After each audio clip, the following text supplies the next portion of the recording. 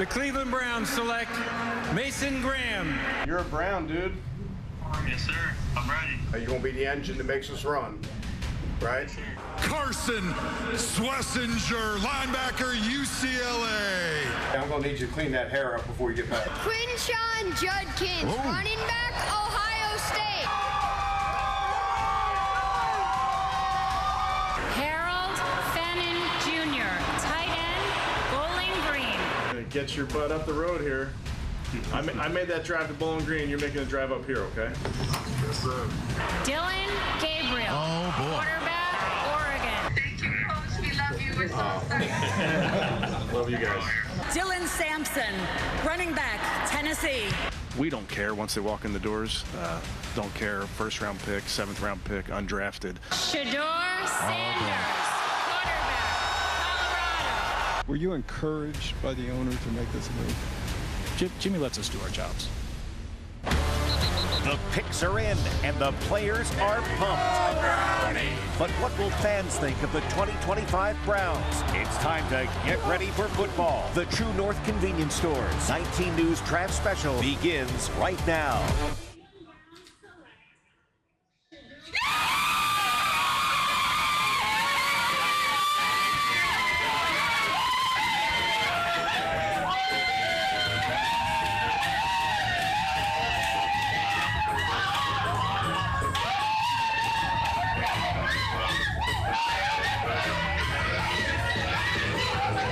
Lots of celebrations all over the country as the 2025 NFL Draft comes to a close. Lives have been changed for young men all around the country who now get their chance to compete in the NFL. Thank you guys so much for tuning in to the True North Draft Special right here on 19. Ashley Holder, Mark Schwab. I am Leah Doherty. Shedeur Sanders. I mean, I don't think we would start off a draft special talking about a 5th round pick, but this one kind of shocked the whole league. Yeah, hitting that praise break right there. How about the trade up for the 2nd quarterback they've drafted, just the way everyone thought this would play out for the Browns? I think in our podcast, that's what I said, right? Yeah. That's what we all predicted. Right. But, I mean, if they do need a quarterback, but if they were going to get Shedeur, I just don't understand why they didn't go ahead and do that earlier instead of giving up picks in order to trade up in order to get him. He has been sitting there for quite some time, so I'm curious of, why they felt they wanted to do 2 quarterbacks. Of course, Andrew Berry said that was not the plan going into the day, but when it comes to the Browns, the plans never stay the same. Whatever they plan, it's pretty much the opposite. Yeah, this is the reaction. And this is getting talked about in the zeitgeist of how Barry looks miserable and Stefanski not having it. They were forced to do this by ownership. I don't know. These things aren't shot in real time. But, I like the getting 2 quarterbacks. I don't know why anyone should pretend Dylan Gabriel is now afforded the luxury of not having any other rookie quarterback come in and be the rookie quarterback. What has he ever done? For the same reason, Shedeur Sanders was owed nothing and fell to the 5th round. Dylan Gabriel was owed nothing and should not. It's okay if they take another quarterback.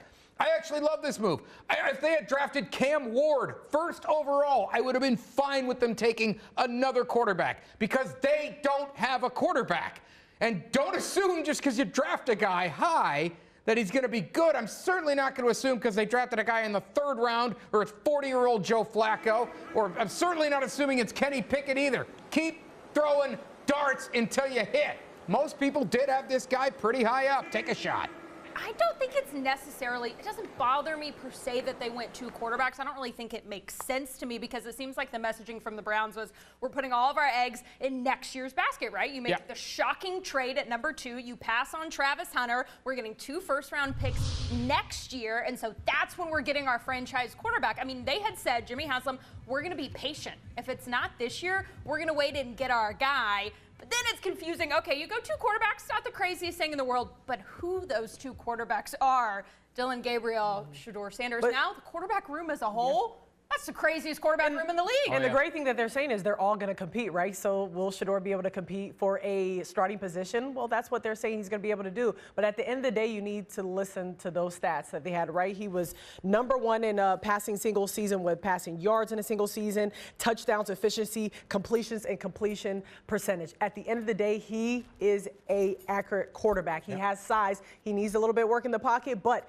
this is an awesome pick for them, right? And I think having Joe Flacco on the team is only going to help him because Joe Flacco, as my dad likes to say, he's 147 years, but he is good in the league. He obviously has longevity in the league, and it's something that's going to help him. This was the first big shock that hit everybody on Thursday, trading the number 2 pick to Jacksonville. They end up going with Mason Graham, defensive tackle out of Michigan, to help bulk up those trenches down there, give Myles Garrett another weapon to work alongside with. I'm nervous. Here's the thing. Obviously, the Browns need a lot of things, and people will say, I like this trade because we have a lot of holes. Let's get a lot of... That sounds good in the draft room or in these conversations now. But on Sunday, when you need a play made, boy, you better have a playmaker. I don't know that Graham is not a playmaker. I do know I haven't seen anyone comparing him to the level of playmaker of Hunter. The Browns feel he was very close. They better be right. Better be right. All right, still to come. Was this the plan they sold Myles Garrett on? This? Is it a good one? Talk about it on the True North Draft Special next. I don't ever focus on the negative or even think about the negative because the positive happens so fast and, you know, it's a change of emotions. For me, it was just playing quarterback. That's what it's about. You're watching the True North Convenience Stores 19 News Draft Special. True North Convenience Stores. Fast, friendly, clean. I mean, just leaning on AB and his expertise, and you know, knowing that he has a plan on what this team and this offense will look like going forward, and you know, he's going to put, you know, the best offense possible out there. He's gonna get a QB that we all, you know, continue to have faith in, and you know, we're going to go out and do our thing on defense. All right, so you might be hearing that and thinking, wait a minute, this is the plan they sold him on? Back here on the True North Draft Special on 19. Here's what I think Myles Garrett heard, in addition to the big money, $40 million a year. He said something, get a quarterback, we all believe it. This team did love Joe Flacco. Totally.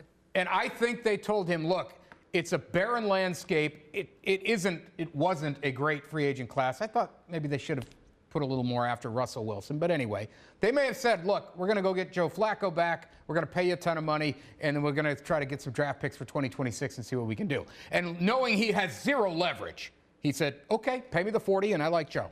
I wonder if the biggest thing he told him was, we're moving on from Deshaun Watson, because that was an interesting switch up as well, saying Watson was a swing and a miss. They hadn't come out and said, hey, we're done with him. Hey, that was a mistake. We're moving on from him. So I think it's the combination of we're done with Deshaun Watson. We'll bring back a locker room favorite, Joe Flacco. People respected him as a person. They respected him as a player.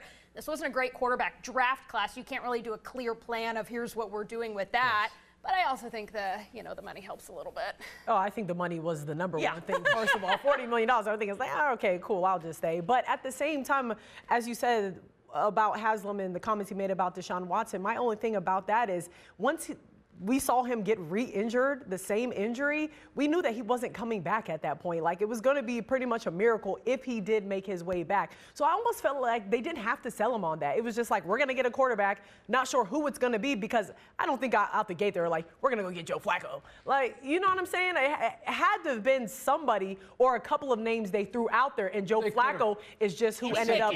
Yeah, and just, right, a safety net. And then I think at the end of the time, they're like, we're going to bolster up that D-line. They did end up signing Malik Collins, a 2-year deal, $20 million. Right now, that's probably their best offseason signing. There's probably, hopefully, more to come.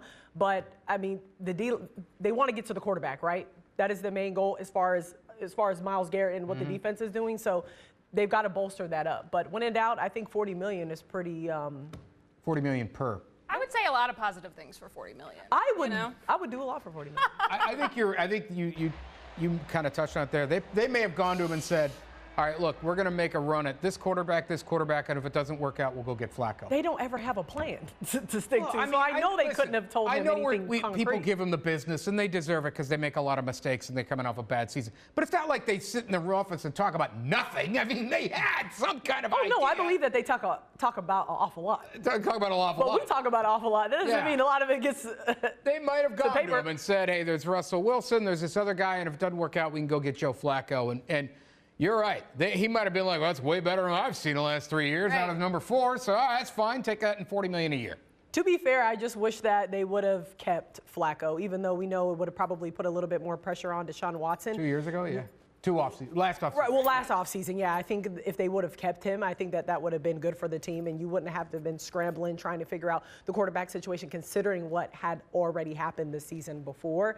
And like you said, Leah, everyone really liked him. They loved, him in the locker room as a person and as a player. So, I mean, it was kind of a win-win situation. And it was interesting, too, because like we had talked about, I don't think there was a set plan that they gave to Myles Garrett, because when we finally were able to talk to him after he signed his contract extension, he really didn't elaborate on what changed. You just said, yeah, happy to be here and I'm sticking around, but there was no clear, here's what they did that made me feel like I'm believing in them. That was the best part, that there was no concrete, there was no direction on the map. Toy dinosaurs and we signed a contract. That's exactly what Joe Flacco said in his press conference. They said, okay, what is the plan? What did the Browns tell you was going to happen? They said, well, we haven't laid out any concrete plans. They just want to get the guys in the building. So we still don't know the plan. Try to win, please. Please. Well, that's always because Sundays get a little. Well, you got to think about it. It's kind of hard to do worse than 3, right? Were you here for 1 and 31? I was not. No, it could get worse. We're not. All right, still to come. We look at Shedeur Sanders and the Browns quarterback room. Is Joe Flacco going to be the starter or just a mentor? I don't think anybody ever really views themselves as a mentor, solely as a mentor. I think we all want to go out there and compete and play. I think when you just have a competitive, good quarterback room, you don't really have to worry about being a mentor. You just you do you, and you compete and you have fun, and conversations come up and everybody learns from it. This to me is about what I think they perceive as, you talk about cocky or confident, arrogant or charismatic, okay? Leadership. There's not going to be a show. There's not going to be a circus with Shedeur Sanders. Deion Sanders was one of the hardest working players in the history of this game. He brought with him a great work ethic. He was loved in every locker room. Atlanta Braves clubhouse, by the way. Shedeur Sanders will be the same thing. He will galvanize. He's a pretty tough dude. He took a lot of hits. He got sacked a lot of times. And I think it's a good thing in that it proved to everyone how tough of a guy he is. He bounced right back up and kept playing every time he got hit. In the NFL, obviously, you're going to have to get rid of the ball quicker. You're not going to be able to take sacks. But that's all part of getting in with the right offensive coordinator, getting on the same page with your coaches. All right, welcome back to the True North Draft Special. Listen, get you a hype man like Mel Kiper, okay? That is what I need. I need someone to go to bat for me like that. So now the Browns have 4 quarterbacks in their room. Who is going to start Week 1? I really want to say Shedeur. Yeah, are we talking preseason or what? Preseason, I'm giving Shedeur starting all the way, okay? That's what I think. They're going to want to see him. They're going to want to see Gabriel out there as well. But I'm going to say it's going to be Joe Flacco. I mean, he has the most experience in the room. I can't imagine someone starting over Joe Flacco, no matter how good they do in the preseason. It just doesn't make sense to me. All the money they gave him with incentives, too, you have to think this guy's coming here knowing he's going to play, right? Yes. I don't think Joe Flacco would sign here if you weren't basically told, yeah, you're our starter. To your point, we kind of mentioned with Shedeur earlier, I wanted to say this, now we're back to him. If he's as good as he thinks he is, as his dad thinks he is, and some people like Mel and the community that loved him, he will go right past Kenny Pickett. And if everyone is accurate, other than the Browns, about Dylan Gabriel, Shedeur should go right past him. If all the things we've heard about most of these players, 3 of these players have been right up until the last couple of weeks when everything got wacky, Shedeur should go past Pickett and go past Dylan Gabriel pretty quickly. Because he'll pop in practice, he'll do the right thing in meetings, he'll do all that stuff, he'll play well, and he'll go past him on the depth chart. So I think he gets opportunity as long as he is as good as he says he is and thinks he is, and his backers say he is. Do you think the opportunity he gets is because he is performing well and doing well, or is it because just the perception and everything that is surrounding Shedeur right now, that people want to see him play outside of just in the preseason? Browns don't care about that. I think that do you think so? No, they don't. Browns don't care about that. I mean, look how low he went. I think, if anything, the perception and the train that comes with Deion Sanders, I think that ended up hindering him in this draft, and some stuff he posted on social media, his presence, things they've been saying. We saw release clips at his draft party where he and his dad were talking about, who do the Browns have right now? Oh, yeah, they have Joe Flacco. And he's like, oh, yeah, that guy's as old as I am. So I don't think anything that went on in this draft process necessarily helped him. If anything, it hurt him. So I don't think that would be a plus for the Browns to be like, yes, let's put him out there. We love this.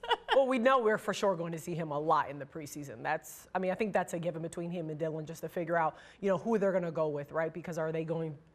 We can't keep everyone.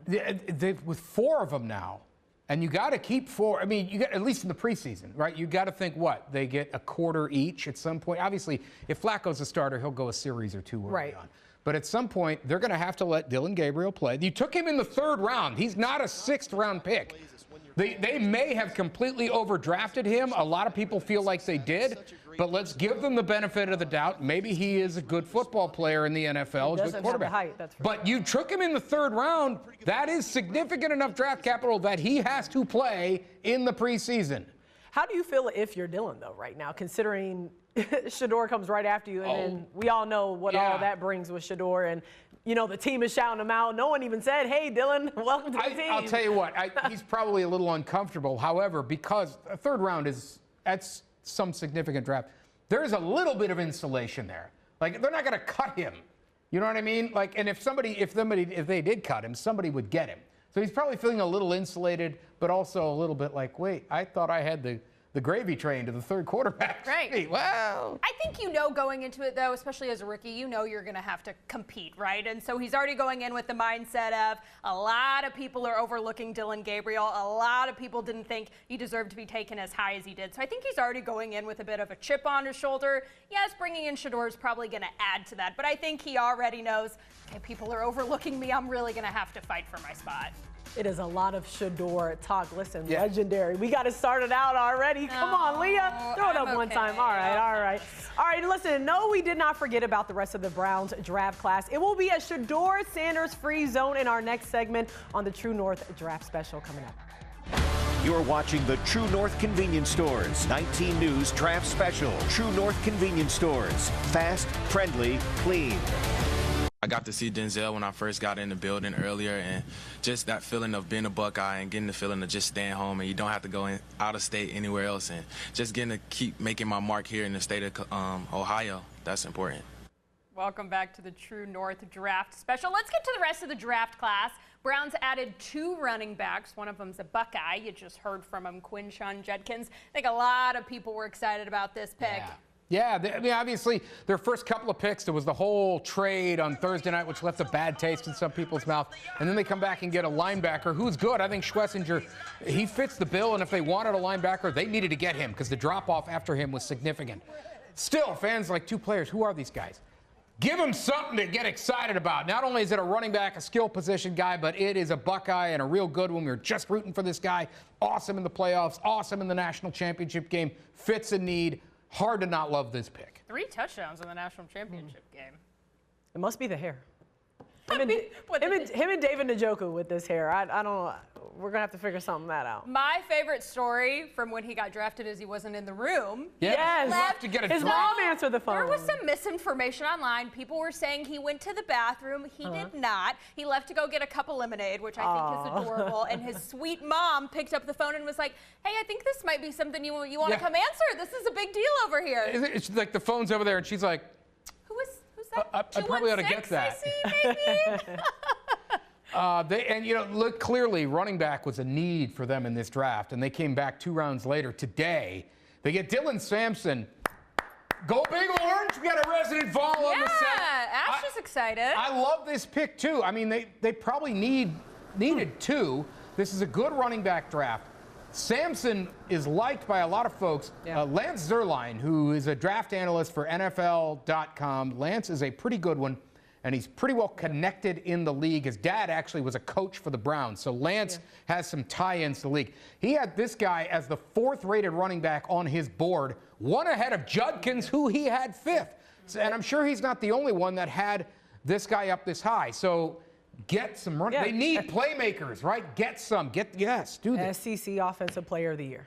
He was phenomenal. SEC Offensive Player of the Year, 22 touchdowns, almost 1,500 rushing yards. I mean, the guy's incredible, if you ask me personally. You're a little biased with the 100%, but I have no problem saying that's all right. Like anything, I bleed orange and white. They could be the 950 pick that doesn't even make the draft. Mr. Irrelevant. And I'm still going to be like, yeah, he's awesome. She's going to be like, he's the guy. I like to with those guys and Judkins, they're used to being a 1-2 punch, right? And he was Travion Henderson in the backfield. And so we don't know obviously exactly who they're going to pair him up with. You know, as of now, it's been Jerome Ford. That's been their go-to back. And so Jerome Ford's been used to doing that too. He doesn't take all of the reps. And obviously we don't know what's happening with Nick Chubb. And so I like that. I see these guys fitting in nicely. They'll fit great together. They're used to that kind of thing. And then they get Schlesinger. I meant to mention him. This team needed linebackers, right? JOK is awesome. Obviously, there's the injury. Even if he is 1,000% healthy, there's not a lot after him. No. Hicks is good. Hicks is fine. Yeah. Bush is kind of eh. They need other playmakers out there on this defense. How long? You don't know how long Hicks is even here for. Right. So technically. This absolutely filled a need. Yeah. Stefanski did tell him he's got to get his hair together. Was it Schwartz? I thought it was Jim Schwartz that said that. Was it Schwartz that said that? Okay, I thought it was Stefanski that said that. Okay, Schwartz said he. What's wrong with the hair? I like the hair. I thought the hair was fine. I mean, Schwartz He probably thinks it's too West Coast California. Yeah, he's like, this is Cleveland. And then a little gel in that thing. They addressed another need in the third, Fannin. Yeah. The Kent McKinley Bulldog. Super awesome. Pick, yeah. Super productive at Bowling Green. Yeah. Action. Not hyper athletic, which sometimes does contribute to how successful tight ends can be, but athletic enough. And right now, what they need out of him is just go be their second or third guy. He's going to sit by. Can you believe? I looked at David Njoku's going into his 9th year. It's crazy. Good. I feel like he's been in the league 5 years. Like, geez, this guy definitely doesn't feel like almost a decade. That's no. for sure. So yes, maybe this is the next guy in line. But Stefanski's offense, a lot of 2 tight ends. Maybe he's just here for a while and is productive as a second tight end if they replace Njoku with a big name down the road. Either way, get a guy. They needed him. They needed a guy. What you talked about with linebacker, too, this fills another need. Yes. Maybe some of these names aren't the bigger, flashier names that we've heard before, but they're filling a need. And there's a lot to like about this guy. Just looking at his highlights, if he's not someone that's known around the whole country, go look up a couple of his highlights. 1,500 yards. Yeah. This guy can It's nice that his whole family's going to be able to come to the game. Yeah. And be able to see him shine. That's First Bulldog drafted in 3 years, and I'm sorry, I forgot the young man's name who was drafted in 20. Well, I hope he is not watching this show. I We'll apologize. find it in this break. All right, so what about Nick Chubb? The Browns, they don't even really talk about him. How come? Talk about it next. You're watching the True North Convenience Stores 19 News Draft Special. True North Convenience Stores. Fast, friendly, clean. We love Nick. He's going to be a Ring of Honor player for us, and we know that. In terms of the short term, that's something that, quite honestly, we just have to work through over the next several weeks. I'm not going to get into specifics on those things. I think you guys have heard me talk about Nick quite a bit, what I think about the person and the player. Obviously, I think very highly of him. I'd say that, all possibilities are on the table. Daniel, I wouldn't necessarily shut the door there. Obviously, it's got to be the right fit for both sides for that to occur. The complexion of our running back room has changed this weekend, and so as we, work through the, undrafted free agency process, maybe take a breath on Sunday. We'll reassess kind of where the roster is and what opportunities are available to us, on the veteran market, and then we'll operate from there.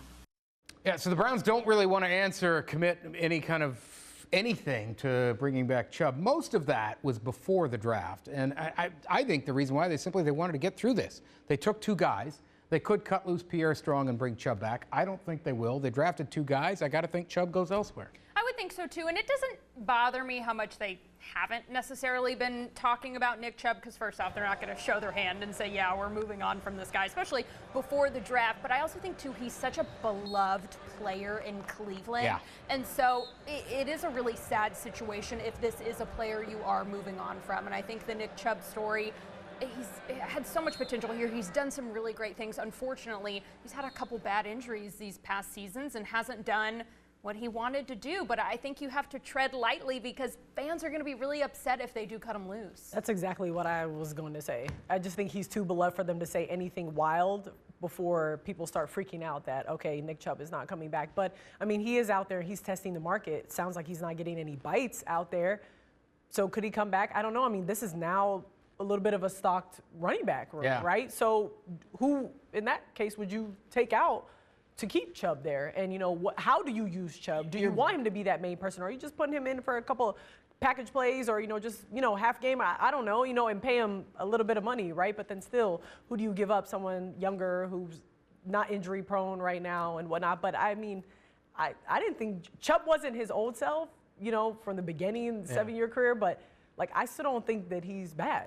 I think he still gives you some. If you're another team, you need a running back. I got to think you're going to call Nick Chubb at some point. It's him and J.K. Dobbins are the 2 biggest veteran names out there. It's just interesting to me we haven't We haven't heard anything. We haven't heard of a lot of interest from any other teams. I think it's the nature of the position, though, with the draft coming up. Right. And this is it was a very thick running back draft. So the team said, all right, we'll see if we pick some guys. And now the guys that did, like the Browns, they didn't draft receivers. Well, guess who they're going to start calling now? Receivers. Teams that didn't take running backs, guess who they're going to call? Nick Chubb, J.K. Dobbins, Gus Edwards, guys like that. Well, it would be worse if Nick did pay his last down for the Browns and, he goes elsewhere. Here's another guy that we'll talk about. Jeremiah Owusu-Koramoah, like, at this point, we're not exactly sure what's going on with him either. We know he had that scary neck injury, and then we have just not really seen him at all. I mean, he didn't even come into the locker room. He has just not been seen physically. We saw him Tuesday when he walked in for the voluntary off-season program. Yep. They walked in. The Browns have said his status nebulous, I think is the word that they're using. So there's no real timeline on if he's going to play football again, if it's going to be this season. And so I also think, too, part of the reason the Browns probably aren't talking about that as much is, A, you're not going to be talking about medical stuff. They don't really give updates like that or give specific timelines or share details. But you don't know. Well, the other thing is, if you don't know, what can you say? Right. If you don't know, what can you say? But what if it's, this might sound crazy, but what if it's not maybe to the point where it's as dramatic where it was? Maybe they're just deciding to not talk about it. I'm just curious, is that an option? It's possible. Here's one. Let's throw this out. Best thing, worst thing for you guys the Browns have done this offseason. Best thing they've done, worst thing. I have two things. I like Malik Collins signing because he brings you experience, size to the defensive line. They need it. They need it. They need it. They need it. He complements well with Myles Garrett. So I really like that signing as of right now, especially with Tomlinson gone. And I really like the Shedeur Sanders signing. I really want to see what Shedeur can do on an NFL field in front of real NFL guys who are coming at his neck, and to really see if he could lead a team, because if so, I mean, they're going to make a lot of NFL teams eat their words. What's your worst thing? Worst thing... Think about it. We'll come back. Leah, best thing, worst thing. Okay, so the easy throwaway one is like signing Myles Garrett to an extension. My personal favorite is bringing Joe Flacco back. I love that just for pure vibes and energy alone. I think this franchise was down. I think the fans were down. After all the Deshaun Watson stuff that's been going off, it's like, okay, we're going to throw you a little bone. Here's something to be excited about. No, he's not our guy moving forward for the foreseeable future, but bring a little bit of the Flacco magic back. I think that also brought some energy to the locker room as well. Like we talked about the Myles Garrett plan. I think guys were excited to see him come back. And so, no, this might not be the answer moving forward, but I just think for like pure just vibes, I think I like the Joe Flacco move the best. So for me, and I'm going to sound like a grump here a little bit when I get to my least thing. Say? The best thing for me is easy, Myles Garrett. You're right. He's the best player. Right. You extend him, get him here. That's the best. Worst thing they did, and I don't know how much better they could have done it because the landscape of the position. To me, the worst thing was the way they handled quarterback. Not that I disapprove of Flacco, but it seems like an almost unserious effort to fix the room when you have 40-year-old Joe Flacco and then Kenny Pickett and then Dylan Gabriel and Shedeur. Maybe he saves their bacon on this thing. But up until this, it has felt like a ridiculous effort to fix this room. And I understand options were limited, but Russell Wilson got a job. Kirk Cousins is still in Atlanta, and I might take either of those guys over Joe Flacco. Russ may not have wanted to come here, though. New York and Cleveland a little bit different. Wouldn't we have heard that? Wouldn't we have heard that if Russell Wilson said, to say my last point, what I thought was worse was the fact that Myles went on that whole campaign, said it wasn't about the money, and it was about the money. It's always about the money. True. My worst thing would be the toy dinosaurs at the press conference. Felt like I was at a kid's party. The cupcakes could have been. All right, still to come. It was a big weekend for the Buckeyes. Keep it right here for more of the 19 News True North Draft Special. You're watching the True North Convenience Stores 19 News Draft Special. True North Convenience Stores. Fast, friendly, clean. I hope Penn State looks back and say, damn, we missed out on Will Howard. When I get to the NFL, I don't want you guys to miss out on me, because every single team that picks a quarterback in front of me, I'm going to make it my mission to make sure that they regret not picking me. Love the passion, the enthusiasm. Good job. Yep. Thank you, Good guys. job. Draft me. Yes. There you go. Draft me or you'll regret it. All right. What a weekend for Buckeyes. 14 players picked in all, 4 in the first round. But let's start with that guy, Will Howard. And he goes to the Pittsburgh Steelers. Mike Tomlin, what's he going to do with him? So I'll say this as a lifelong Ohioan and as a lifelong Buckeye fan. Will Howard, both Jack Sawyer, both drafted. If you are a die-to-the-wool Buckeye fan who is also a die-hard Browns or even Bengals fan who equally can't stand the Steelers, there is a part of you that dies when the Steelers draft a Buckeye, because it's like, or a Raven, but the Steelers are like, no, because you want to root for them so badly on Sunday. Listen, that room is pretty open in Pittsburgh. Will Howard might get a chance to get there and go do some things. This is about, where do you go, 4th round? It's about where he was expected to be a mid-round guy. 6th round. 6th, okay, so a little later. But nobody thought he was going to go 3rd round or anything like that. He was supposed to be a day 3 guy. That's where he went. I'll tell you what, he did better for Ohio State than I thought he would. He had his down moments. But you remember when the Buckeyes went to the playoffs, you came in one day, we were here on the same weekend, and you said, what do you think? And I said, they will go as far as Will Howard can take them. Yep. Because Will Howard, when they lost big games, he would make losing plays. He did not make losing plays in those playoffs. We all know Jeremiah Smith and the defense and Sawyer, the big play against Texas. But he played phenomenal football. Maybe that was the corner turn of his career and his development. And if he does that, obviously Pittsburgh, they may get a guy. They might get a guy. Ashley doesn't seem convinced. I wouldn't bet on it. He's a 6th round. I mean, I have no problem saying this out loud. Like, I'm a Pittsburgh Steelers fan, so I mean, I'm not super sold on them. I mean, but we haven't had a losing season, but you know, two each is on anyways. I'm not sold on it, but you know, they do need a quarterback, and I'm not sold on the room that they have right now in any type of way. So you know, it is what it is. I like him too. Real quickly on him, he's got the build of a Josh Allen, He's right? big. And so if you give him a little bit of time to develop, I'm interested to see. He turns into a Josh Allen. Okay, all right. I'll come back and eat my words. You heard it here first. Ibuka to Tampa. I like. They're pretty loaded right now. They got Mike Evans. They got Godwin's there, but they're both getting older, especially Evans. Ibuka, kind of a bigger guy. They call him a nice big slot, but they think he'd go. I love Ibuka. I loved him. He's productive as heck at Ohio State. A lot of people felt he was the safest receiver in this draft. Maybe not the highest ceiling, but easily the highest floor. We'll see how it goes. Hard to not root for Emeka Ibuka. Yeah, and I think it's incredible, too. What is it, 14? 14 Buckeyes win. I mean, what is the highest number for the Buckeyes, dude? I think that is it. It ties the record. Wow. Okay, so there it is. I just think it's incredible. This was a team, obviously, after the Michigan loss, that was pretty widely overlooked. Yeah. It went on an incredible run, won a national championship, and I'm just glad we get to keep. Would they have done that without the Michigan loss? Do you think that's what gave them that extra fuel? Because it seemed like they were a totally different team after they lost to Michigan. It seems like that. I almost feel like they needed that, even though I know Buckeyes fans probably hate. Well, that's what I want to ask Mark, because as a Buckeye fan, I don't think you want to admit that Michigan loss was pretty important, and I think turned things around. But I remember I asked you a while ago, I said, would you rather never lose to Michigan again or you win a national championship, but every single year you lose to Michigan? I mean, you had said. You can't ever process the thought of losing to Michigan every single year. That is no. That's what I said. Is I think a loss to Michigan hurts more than the joy of winning a national championship. And that's because Michigan people and fans and players are still saying, but you still lost to Michigan. But you still lost to Michigan. Yeah. There was like signs, but you still lost to Michigan. We did. I get it. You know, you said I didn't want to admit the Michigan loss was important. No, it was important. I can't construct the sentence to say it was good. And there is a difference. I cannot do that. Henderson, by the way, that could be fun. Henderson to the Patriots. I know Ramondre Stevenson's there. They're different kind of backs. Vrabel, he's got the running background. Obviously, he had Henry. He doesn't have a Derrick Henry there, so we don't want to pretend that they're going to go crazy. They have Derrick May. They might throw it around a lot, but he's got a chance, if they can block things well, to be very explosive for the Patriots. I liked the question you had asked him too. That's like the most Steelers pick ever. But I liked the question you had asked Quinshon Judkins about Travion Henderson, about how they were kind of going through that draft. Yeah, they passed around a mic. They put a guy in a speakerphone. Who doesn't love the fact that speakerphones are still used for something? Like fax machines. There's a purpose. Draft night, we get him on a speakerphone, and I asked him, what's this been like for you with Henderson? Because you guys, your buddies. Every mock draft had them real close to each other. Every evaluator had them real close to each other. Sometimes and sure enough, Quinshon goes, and then Henderson goes 2 picks later, and he said it was great.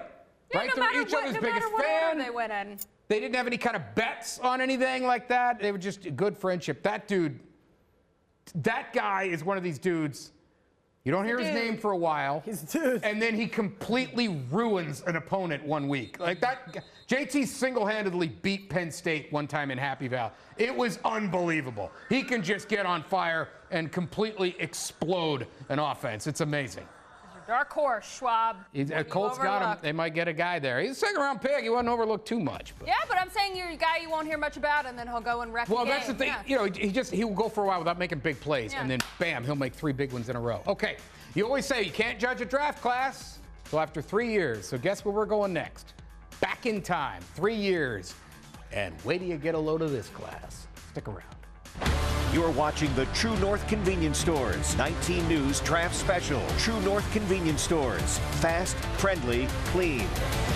When we saw your guys' reaction in the war room, it just didn't look necessarily exuberant. So I don't know what we were seeing, but maybe you can explain that. And then also, like, how did this happen? Yeah. I think we're probably just tired from the weekend. Those clips, it's not timed up to exactly the right When time. we're actually so I making a wouldn't pick. don't read too much into that. All right. Welcome back to the 19 News True North Draft Special.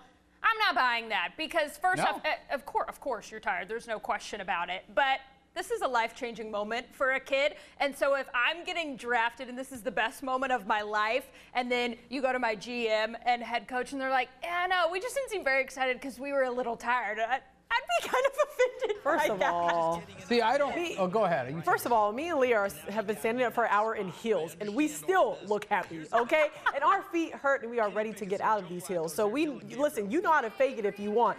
Look at Andrew. Look at that face. Andrew is upset. It does not look like that was Andrew's pick. Kevin, sometimes I'm just like, Coach Stefanski just goes off of whatever, whatever anybody else is kind of, he's just a floater. He's like, I'm fine. He's pretty even keeled. He's even keeled. He's like, whatever. The same. But Andrew Berry did not look like he necessarily wanted to go with Shedeur. And to me, I do think Haslam was in his ear like, he's on the board. We're going to take him.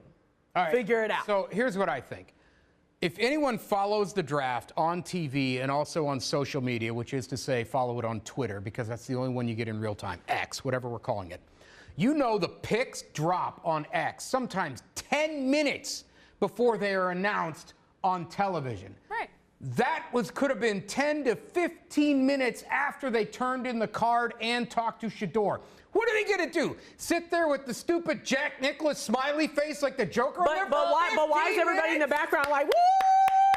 And because they know they're on TV. There we go. There's more people that look excited. The other Haslam right there looks excited. This is so far removed from the moment they turned in the pick and talked to Shedeur. So then look at that face. Look at that face. So what? That man is upset. Here's my Cut it out. Cut it out. He's not stupid. He knows he's on TV. And he's upset. Here's my question. If it's not synced up, yes, I believe that, right? It already breaks and whatever. That was still synced up with the broadcast of when it was announced. That's the same that it is for every single pick. Every single pick, it normally breaks a little bit before. Yeah, I know it comes out more in the later rounds, but it normally breaks before. So why didn't they have that reaction for all the other picks? How do we know they didn't? I didn't see them draft Dylan Sampson. I mean, what are they normally after getting Dylan Sampson in the 4th round? Can we go back to last year's 7th round pick? Are they like, yeah, we got our long snapper? What are they doing? It's also Shedeur Sanders. We're not talking about a long snapper. Here's another thing. That's how to have everything around between him and Deion Sanders. To be fair, so if they did not want to be perceived that. Now, one thing I do like about Andrew is the fact that he cleaned it up real quick. He was like, oh, looked at Kevin, was like, I just think we're a little sleepy, right? Looked at him and Andrew. I mean, Kevin, I don't know what the heck he said at first. And he was like, yeah, we were sleepy. And I think another thing that maybe backs up how Ashley and I feel that you should read a little bit more into this. I think, too, if you're really excited about bringing him in, then you'd say, oh, we were a little sleepy, haha. And then you go, but man, we are still so psyched about this pick. Yeah. And you didn't get that. Yeah, you didn't get that.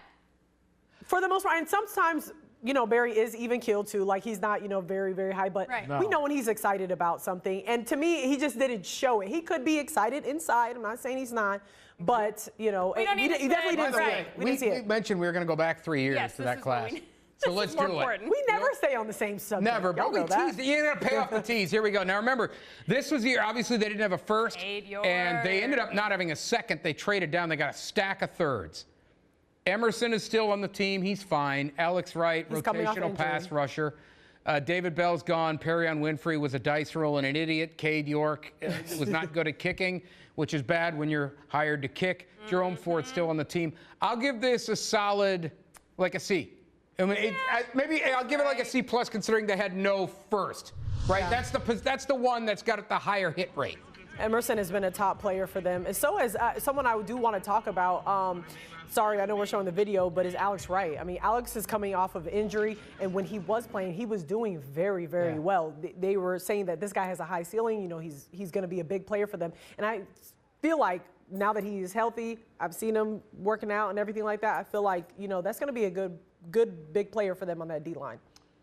You want guys. You know, I'll go B because they got 3 or 4 guys still on the team. Well, listen, even if Alex Wright doesn't turn into like a star or a starter. Yeah. If he is a solid rotational pass rusher, you know you need those guys in waves. And if you can get a guy middle rounds that contributes to that for years, that's a good pick. Ford, good rotational running back. He's fine. Bell was a bust. He was too slow. He was very good at Purdue. It just wasn't going to work out for him in the NFL. But they got like 3 guys that are still on the team when they didn't have any high draft picks. Look at that. I love all that Watson video right there. Perrion Winfrey. This guy was just a knucklehead. They drafted him, and there was video of him like on a FaceTime call, wandering around his house with no shirt on, just talking to himself on the phone. It was like, this is what's a crazy wrong? man. The man can't wear no shirt in his house? He just looked like a crazy man. But then you know what he had no shirt on in his house? No, if you saw the entire thing, he looked like a crazy man. And then you know what it turned out? He was a crazy man. What is that? If it walks like a duck and quacks like a duck and it's probably a duck. Do not walk around the house with your shirt off, or you It will was be crazy. more than walking around without a shirt. It was that and the other thing and the other. We've lost the plot. We've lost the plot, guys. He was very excited to play with. Love to break this down with you guys today. It was awesome. In Madden, that was his deal. All right, sun going down in the big city. The sun down on the draft. Thanks for joining us on the True North Draft Special for Leah Doherty and Ashley Holder. I'm Mark Schwab. Say it.